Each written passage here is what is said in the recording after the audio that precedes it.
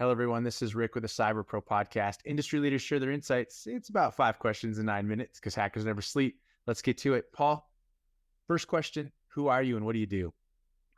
My name is Paul Starrett, just like Barrett or Garrett, and I am a risk and compliance technology focused professional. I'm an attorney and data scientist, and I do have a pretty strong technical background.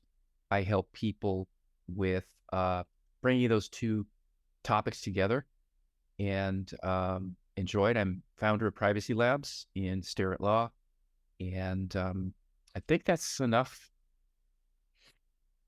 I hope so. I mean, it sounds like you have so many things going on. Yep, So I'm curious. I'm going to slide in a bonus softball question here for you. sure. What made you interested in law, especially law when it comes to data and cyber and all the crazy things that we're working through? Yeah, and I'll try and keep that answer short because it's a long one. I started my career kind of in law enforcement, and I moved into the private sector with security. And about, I don't know, it was 20 years ago, kind of dating myself, I got into technology, information security, and with law enforcement and so forth. Along the way, I went to law school at night, which is sort of a it was I never meant it to be a central piece of where I would be. I wanted to make it so I was better at what I could do.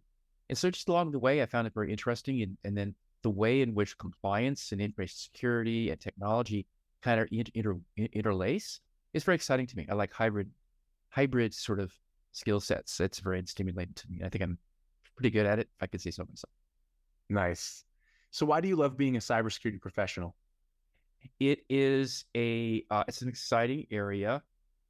Starting in law enforcement, information security is sort of along that same vein of, for me, what's exciting about it is that you're talking about people who they sort of they're malicious, and there's kind of a predatory aspect of it that I think is kind of engaging for me, and the ability to try to think like they do, even though I'm not crooked, never have been. Um, and there's something of that pursuit, that ability to kind of think that way.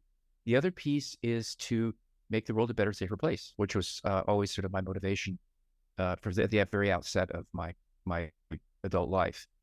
And I think that it's sort of that. It's, to me, it's a very engaging topic, very stimulating. That's not boring, and you also have a sense that you're doing something good. Also, I think it can be lucrative as well. Nice. That's awesome. So we hear in the world today that cybersecurity is a top concern, but what does that mean to you? I always like to think of it as something that enables the commercial quest of an industry and or of an enterprise, because it's like anything. They think about like your home or your office. To be secure in it, to be safe, is an important part of a quality of life. So with an enterprise or company, whatever, or government agency, it's the ability to protect it, to keep its a very purpose of existing alive. Because we've seen ransomware attacks, and data exfiltration, and data breach, leakage that really put, frankly, entire industries on their ear. It kind of puts them up. I can't say the term, but really takes them down. And so, in order to keep that from happening and to keep you safe and comfortable and trusted, I think that's really the centerpiece of this. It's really it's an enabler to the greater good. Nice. What insight do you want to share with our network of cyber professionals? I would say be cognizant of your entire threat surface. Threat surface, I'm sure that they will understand what that means. That just means that if you have a technology, a workflow, a policy regimen, what have you, understand the threat surface. Look at it from a risk perspective to sort of say, well, what are the threats? And then what measures do I have to put in place to protect them enough? You can't ever get rid of risk or threat, but there's a point where you can go.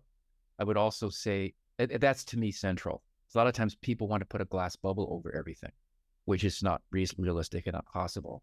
And so to not be pedantic, to really listen to others, make sure you have, it's a very hybridized area where you have many different people from many different professions in areas of thought coming together as a whole to look at that risk and assess it that way. So that's important. The other thing is we're seeing automation increase because it saves money and it reduces risk.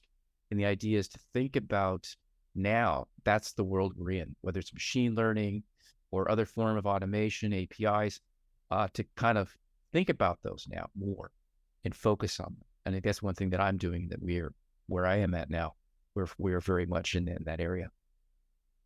Final question, fun question for you, Paul. Mm-hmm. Favorite piece of retro technology that makes you smile? I saw the question and it hit me right away. It was the iPod. Whether that's retro, I mean, should I go back to the tape recorder? I don't know. Or the videotape. I might have said, well, I really enjoyed in my first marriage, for example, back when that was still around.